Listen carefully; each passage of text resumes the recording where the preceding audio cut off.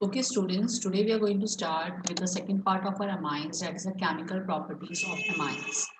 Chemical properties of amines को पढ़ने के लिए सबसे इम्पॉर्टेंट पहले हमें यही समझना होगा कि जैसे आपको पता है जो अमाइंस हैं, ठीक है, जो अमाइंस हैं उसमें नाइट्रोजन आपका NH2 का ग्रुप होता है, NH3 का ग्रुप होता है, ठीक है।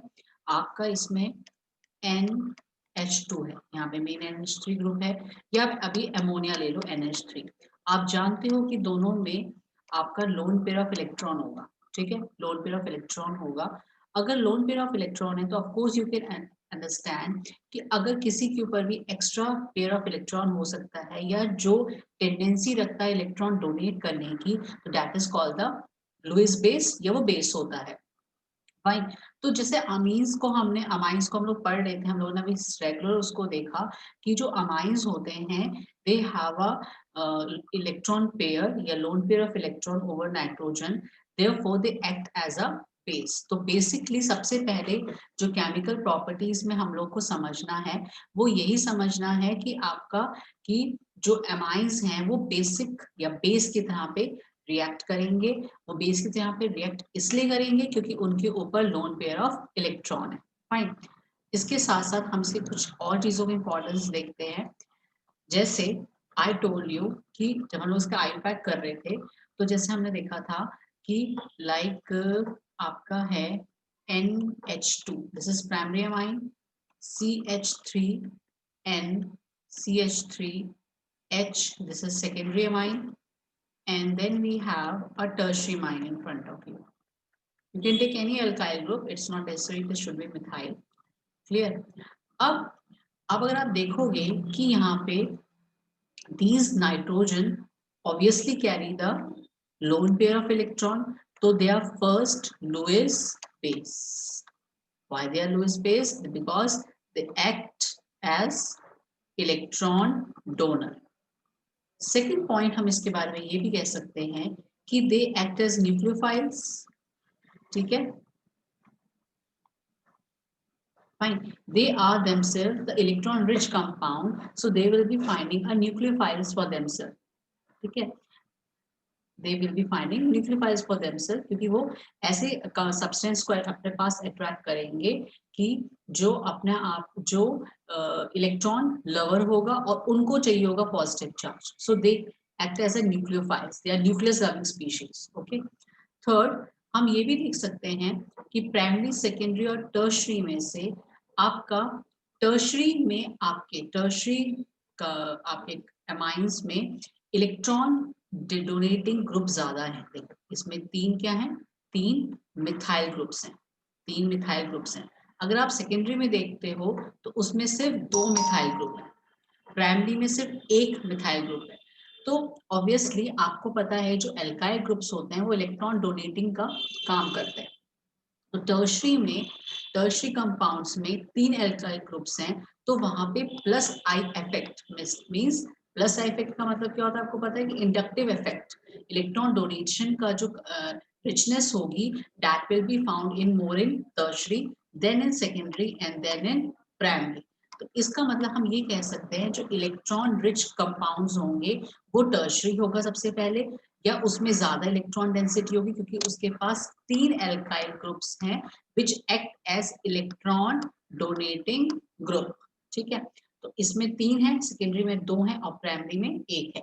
तो अगर हम लोग ये देखते हैं कि order of electron density, order of electron density, तो हमारी टर्शरी में इलेक्ट्रॉन डेंसिटी सबसे ज्यादा पाई जाएगी, सेकेंडरी में उससे कम और प्राइमरी में सबसे कम। क्यों? Just because of plus I effect of your alkyl group. Plus I effect, again repeating, plus I effect का मतलब कि इलेक्ट्रॉन डोनेट करने वाले कितने कंपाउंड्स में प्रेजेंट है, तो टर्शरी में सबसे ज्यादा प्रेजेंट है, इसलिए आपका जो टर्शरी कंपाउंड होगा या टर्शरी अमाइन जो होगा वो आपका ज्यादा इलेक्ट्रॉन डेंसिटी में रिच होगा। इन शॉर्ट आप ये भी कह सकते हो कि अगर इलेक्ट्रॉन डेंसिटी ज्यादा है तो ऑब्वियसली उसका बेसिक कैरेक्टर भी क्या होगा, ज्यादा होगा। Clear? Now coming back to the next point. Next point that we are going to consider in front of you is that it is the same link कि हम लोगों ने जो अमाइंस है उनको बेसिक नेचर के बारे में डिस्कस करना है। नाउ आपको पता है कि जब आप एक बेस को वाटर में डालते हो that time water has amphoteric nature, water behave both as acid and base. तो अगर हमने इसको अमाइंस में डाला हुआ है तो amines is a base, so obviously your water will act as an acid, ठीक है। तो अब इसमें क्या होगा कि electron this the H2O breaks out into H plus ion and OH negative. H ion is get attached to your amine group, ठीक है। हम ये जानते हैं कि जो बेस होता है दे आर इलेक्ट्रॉन डोनर और दे आर प्रोटॉन एक्सेप्टर, ये हम लोग जानते हैं क्लास 11 से। तो हियर इस वाले बेस ने इसके प्रोटॉन को एक्सेप्ट किया है, forming a ammonium ion. This is the first thing to understand. Now the second thing to understand is that कि आपको पता है, अभी बार बार ये बात रिपीट हो रही है कि अमाइंस के पास अनशेयर्ड पेयर ऑफ इलेक्ट्रॉन्स होते हैं नाइट्रोजन एटम के ऊपर, इसकी वजह से वो लुईस बेस की तरह बिहेव करता है, अभी अभी आपको बताया था। तो इसलिए आपको एक चीज ये ध्यान रखनी पड़ेगी कि greater is the KB value. ये केबी वैल्यू क्या हुई, constant for your base constant. जैसे हम निकालते हैं बेस कांस्टेंट कैसे निकालोगे आप, अगर आप इसी इक्वेशन का बेस कांस्टेंट लिखना चाहते हो कैसे लिखोगे, RNH3 positive, RNH3 positive, sorry 1 minute, इसको आप लिखोगे RNH3 positive, RNH3 positive and OH negative over your RNH2। Water को हम यूनिटी लेते हैं, ये हमने क्रिपीरियम में क्लास ऑलरेडी सीख रखा है क्लास 11th में। तो इसका ये ऐसे बेस कांस्टेंट निकलेगा केबी। जितनी ज्यादा केबी की वैल्यू होगी उतनी ही ज्यादा आपका जो बेस होगा या वो पर्टिकुलर अमाइन होगा वो उतना ज्यादा स्ट्रॉन्ग होगा, ठीक है। तो higher is the larger is the या higher is the value of kb or smaller the value of pkb। pkb का मतलब क्या हुआ, kb is your base constant and pkb is your log value of your kb, ठीक है। तो इस चीज को ध्यान रखना, जैसे हमने पहले फिनॉल्स में या कार्बोक्सिलिक एसिड में ही पढ़ा था कि higher is the value of kb तो stronger is the base, lower is the value of kb stronger is the base, ठीक है। दोनों ही एक ही चीज है, बट एक आपका नॉर्मल वैल्यू में है, नॉर्मल इंटीजर वैल्यू में है, और दूसरे उसमें आपकी लॉग की वैल्यू निकालेगी। pkb is logarithm of your base constant. तो kb जितनी ज्यादा kb की वैल्यू उतना ज्यादा स्ट्रॉन्ग बेस, जितनी कम pkb की वैल्यू उतना strong base. Clear? So this line is very important, this one. इसके बाद नेक्स्ट जो हम लोगों ने समझना है, फाइन, इस लाइन को प्लीज नोट डाउन करना बहुत ध्यान से। केबी की वैल्यू जितनी ज्यादा होगी उतना स्ट्रॉन्गर बेस होगा, जितनी कम पीकेबी की वैल्यू होगी उतना स्ट्रॉन्ग बेस होगा। सेकेंडली अब हम लोग कंपैरिजन करेंगे एलिफेटिक और एरोमेटिक या एलिफेटिक और एमोनिया के बीच में। दो चीजें आपने अंडरस्टैंड करनी है। So again sharing a screen so that you can understand it very well. This was our previous screen, हम लोग यहाँ पे चलते हैं। अब आप हम कंपेयर करते हैं एमोनिया को और कंपेयर करते हैं सपोज कोई भी एलिफेटिक अमाइन, सपोज मैंने यहाँ पे इथेनामाइन लिया, ठीक है। This is normal ammonia and this is ethyl amine. अब इनमें अगर आप एक फर्क देख लोगे, ammonia does not have any alkyl group, ठीक है, whereas ethyl amine has an alkyl group ethyl. इसमें प्लस आई इफेक्ट होगा, क्यों होगा, क्योंकि इसमें एक एल्काइल ग्रुप प्रेजेंट है एंड दिस एल्काइल ग्रुप या ethyl group act as electron donating group. अब इलेक्ट्रॉन डोनेटिंग ग्रुप इसमें होगा तो इसमें इलेक्ट्रॉन डोनेशन की वजह से, इलेक्ट्रॉन डोनेटिंग ग्रुप की वजह से इलेक्ट्रॉन डेंसिटी आपकी बढ़ेगी। इलेक्ट्रॉन डेंसिटी आपकी बढ़ेगी तो बेसिक कैरेक्टर भी क्या होगा आपका, बढ़ेगा, ठीक है। तो इस केस में हम ये कह सकते हैं कि एमोनिया इज लेस बेसिक, ठीक है, ammonia is less basic than any other aliphatic amine. क्योंकि एलिफेटिक अमाइन के पास क्या है, एक सबसे ऊपर एक चीज है कि उसके पास एल्काइल ग्रुप प्रेजेंट है। अगर उसके पास एल्काइल ग्रुप प्रेजेंट है तो इलेक्ट्रॉन डोनेशन का काम करेगा, इलेक्ट्रॉन डोनेशन का काम करेगा तो ऑब्वियसली आपका जो एल्काइल अमाइंस होंगे वो हमेशा एमोनिया से ज्यादा बेसिक होते हैं। This is the first point to remember. Now we are going to come to the second point. Now after this we are going to compare ammonia with aromatic compound. पहले हमने ammonia को aliphatic से compare किया, अब हम ammonia को compare कर रहे हैं एरोमेटिक कंपाउंड से। अब आप इसमें देखोगे अमोनिया के ऊपर एन के ऊपर यहाँ पे 2 लोन पेयर ऑफ इलेक्ट्रॉन है, यहाँ पर भी है। बट प्रॉब्लम क्या है, आपको ये पता होना चाहिए, आई होप आपको पता होगा कि जो ये बेंजीन रिंग होती है, this benzene ring it gives a concept of resonance, ठीक है। and why it gives a concept of resonance, because इसमें इलेक्ट्रॉन डीलोकलाइज हो जाता है, ठीक है। तो जो इलेक्ट्रॉन इस चेन नाइट्रोजन के ऊपर हैं, वो इस चेन इस रिंग में डीलोकलाइज हो जाएंगे रेजोनेंस के थ्रू, due to which this electron pair will be not available will be not available for donation, ये ठीक है, फॉर डोनेशन। तो जब ये इलेक्ट्रॉन अवेलेबल ही नहीं है, ये पूरे चेन में डीलोकलाइज हो गए, ठीक है, पूरे चेन में सॉरी डीलोकलाइज हो गए, तो इसका मतलब ये तो बेसिक रहा नहीं, यहाँ पे इलेक्ट्रॉन डेंसिटी आपकी डिक्रीज हो गई। इलेक्ट्रॉन डेंसिटी डिक्रीज हो गई तो बेसिक कैरेक्टर भी क्या हो गया, डिक्रीज हो गया, ठीक है। इसके वजह से इस केस में हम यहाँ कहेंगे कि ammonia is much more stronger base than the aromatic amines. Ammonia aliphatic से कम बेसिक है बट एरोमेटिक से ज्यादा बेसिक, ठीक है। एलिफेटिक से कम बेसिक है, रिपीटिंग अगेन प्लीज ध्यान देना, एमोनिया एलिफेटिक से कम बेसिक है बट एरोमेटिक से ज्यादा बेसिक है, दिस इज द वन, ठीक है। और यहाँ पे क्यों हुआ, because of the delocalization of electron pair available नहीं है डोनेशन के लिए, चेन पे वो डीलोकलाइज हो गया, इसकी वजह से एरोमेटिक जो आपकी अमाइंस होती हैं, एनिलीन हो गया या कोई भी आगे अमाइंस हैं प्राइमरी सेकेंडरी टर्शियरी, वो इलेक्ट्रॉन डीलोकलाइजेशन की वजह से इलेक्ट्रॉन डोनेट नहीं कर पाएगी और वो कम बेसिक हो जाएगी। तो you should always remember one thing, जो हमने 2 पॉइंट्स पढ़े हैं, कि इलेक्ट्रॉन डेंसिटी ज्यादा होती है तो बेसिक कैरेक्टर भी ज्यादा होता है, इलेक्ट्रॉन डेंसिटी ज्यादा होती है तो एसिडिक कैरेक्टर कम होता है, ठीक है। मतलब इलेक्ट्रॉन डेंसिटी और बेसिक कैरेक्टर का डायरेक्टली रिलेशनशिप है, they are direct proportional, and electron density and acidic nature are inversely proportional. तो इस हिसाब से अगर आप करोगे तो आपको क्लियर रहेगा हमेशा। और एक चीज और क्लियर रहनी चाहिए कि इलेक्ट्रॉन डोनेटिंग ग्रुप और electron withdrawing group, plus I effect and minus I effect, ठीक है। So these are the comparison between the ammonia and aliphatic and aromatic combined. तो summary हम लोग इस हिसाब से दे सकते हैं कि aliphatic वाले ज्यादा बेसिक हैं, उसके बाद ammonia बेसिक है और लास्ट में aromatic compounds। तो जितना हमने पढ़ा उसके हिसाब से ये इसकी summary बनती है, ठीक है।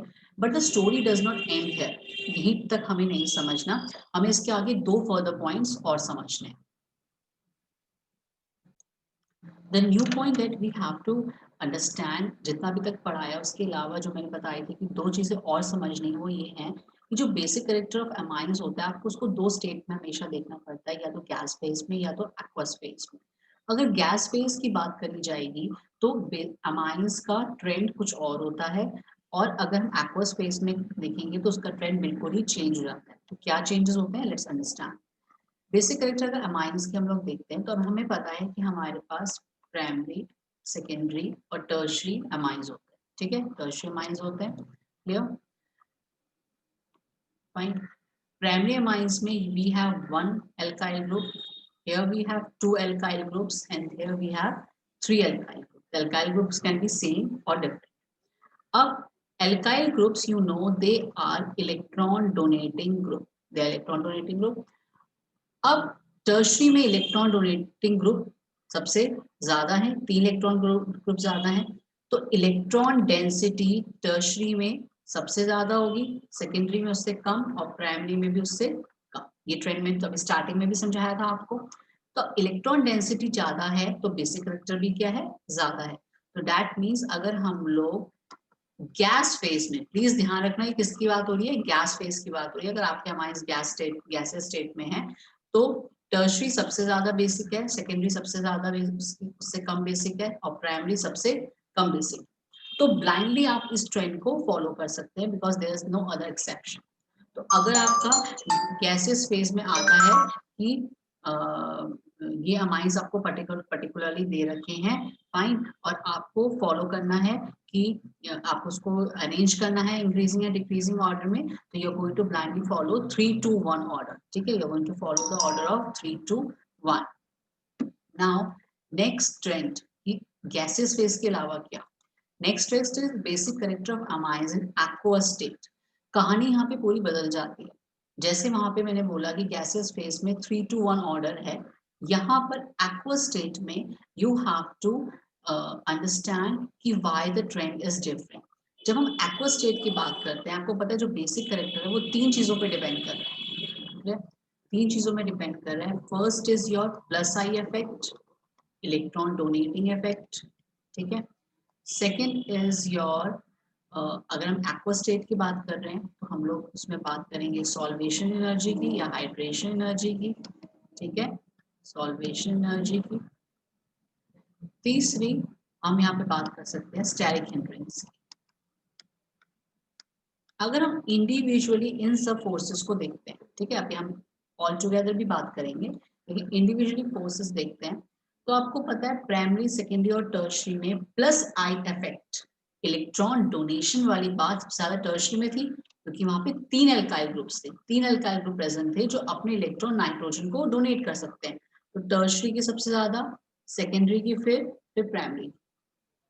अब हम सॉल्वेशन एनर्जी की बात करें, हाइड्रेशन एनर्जी की बात करें या एच बॉन्डिंग की बात करें, ठीक है, तो आपको पता है प्राइमरी वाले में सबसे कम स्टेरिक हिंड्रेंस है, ठीक है, दिस इज वन ना, this is your primary alkyl group. Suppose for example methylamine लिया, मिथाइलामाइन भी ले सकते हो, तो उसमें आपका एच बॉन्डिंग बनाने की जो कैपेसिटी होगी सबसे ज्यादा होगी, क्योंकि उसमें स्टेरिक हिंड्रेंस है ही नहीं, आराम से एच बॉन्डिंग बन जाएगी। तो प्राइमरी में एच बॉन्डिंग सबसे ज्यादा, सेकेंडरी में सबसे कम, फिर टर्शियरी में उससे भी कम। क्लियर। अब हम स्टेरिक हिंड्रेंस की बात करें, steric hindrance means you are be your central atom is being covered by the bulky groups, ठीक है, चारों तरफ से वो घिरा होता है, तो that is your tertiary. Tertiary सबसे ज्यादा स्टेरिकली हिंडर्ड होता है, सेकेंडरी, फिर योर प्राइमरी। तो अब इसकी वजह से हम लोग समझ नहीं पाते कि हम ऑर्डर यहाँ पे किसको दें। वहां तो हमने ब्लाइंडली फॉलो करना है गैसेस फेज में 3-2-1, बट यहाँ पे ऑर्डर किसको दें। तो यहाँ पर एक्वा स्टेट की जब बात करी जाती है, अगर आपका लिखा जाता है कि these amines are in aqueous state and arrange them in increasing या decreasing order of your basic character, तो आप क्या समझोगे कि एक्वा स्टेट में सबसे ज्यादा, अगर हम तीनों फोर्सेस को लेके चलते हैं, तीनों फोर्सेस को लेके चलते हैं, तो सेकेंडरी अमाइंस की जो एवरेज वैल्यू है वो सबसे ज्यादा है, क्योंकि आप देखो तीनों केसेस में सेकेंडरी को मिड वैल्यू नहीं मिल रही है।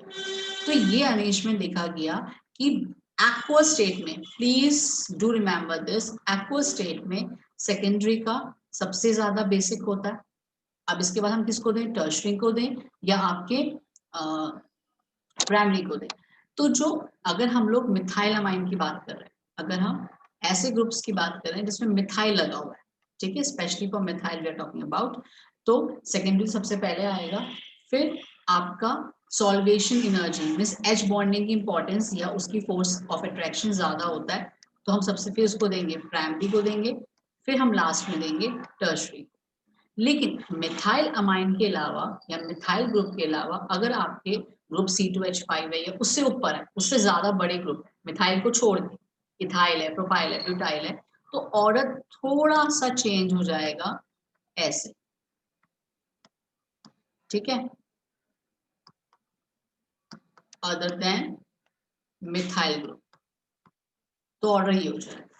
अगर मिथाइल है आपके तो आप फॉलो करोगे 2-1-3, और अगर ऑर्डर मिथाइल के अलावा किसी के लिए पूछा गया है तो आप फॉलो करोगे 2-3-1, फाइन। तो अगर इनकी समरी में आपको देती हूँ, तो गैसियस फेज में, गैसियस फेज में बेसिक कैरेक्टर का ऑर्डर होता है 3-2-1, tertiary, primary and tertiary, secondary and primary, sorry.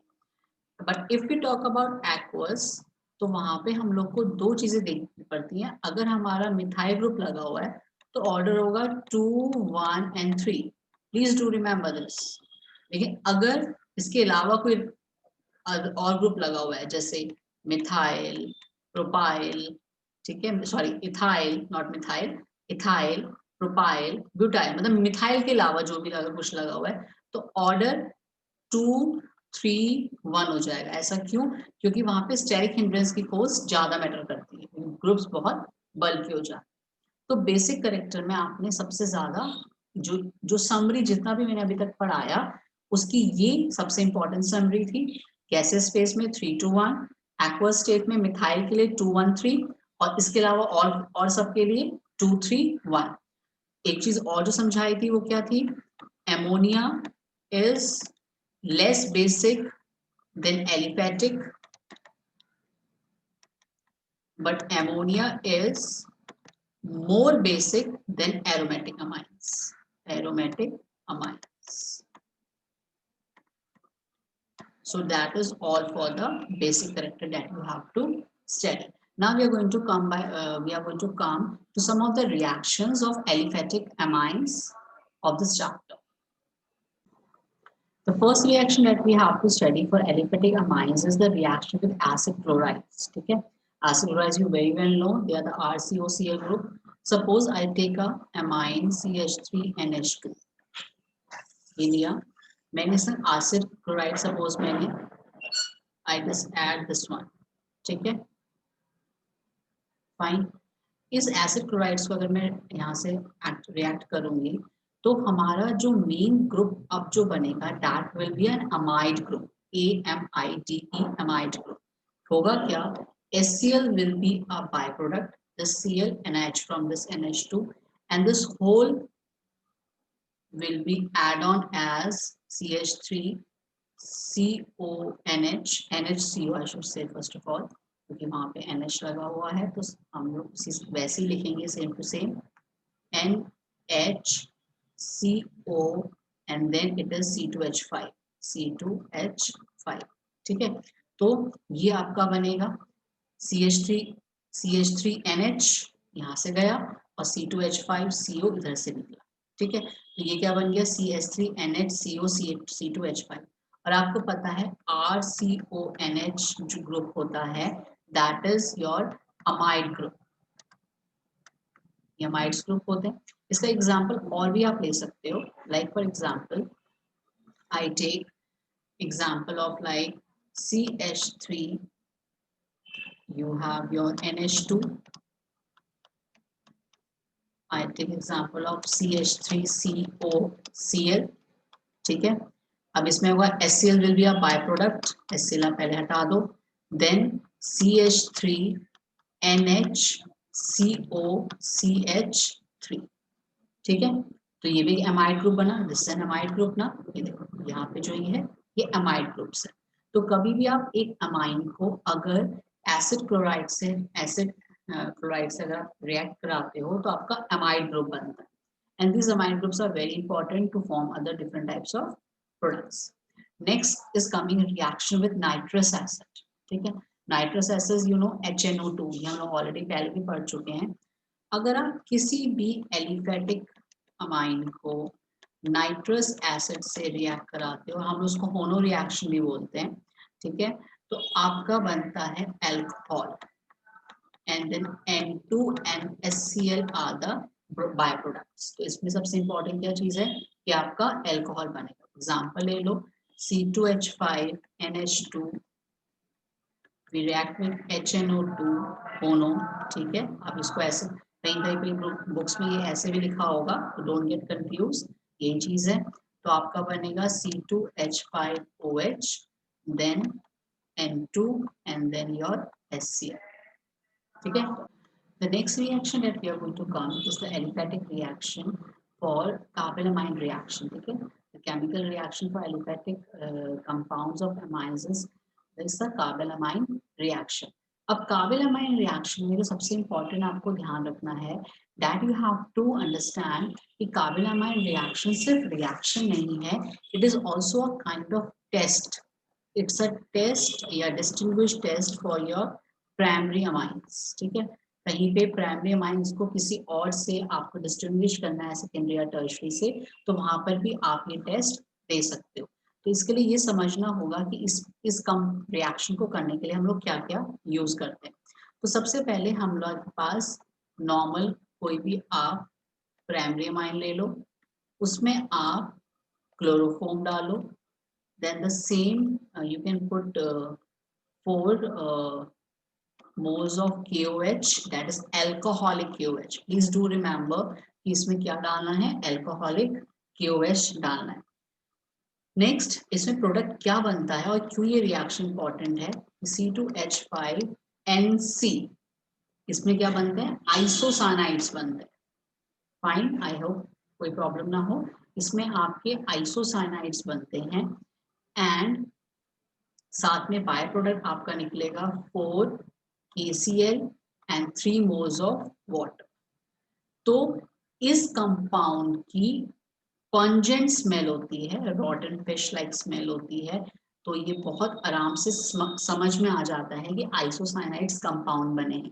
तो प्राइमरी कंपाउंड्स के लिए ये एक डिस्टिंग्विश टेस्ट की तरह भी काम करता है। आप ये रिएक्शन लिखेंगे तो it will be regarded as a carbylamine reaction as well as a distinguished test for the primary amine.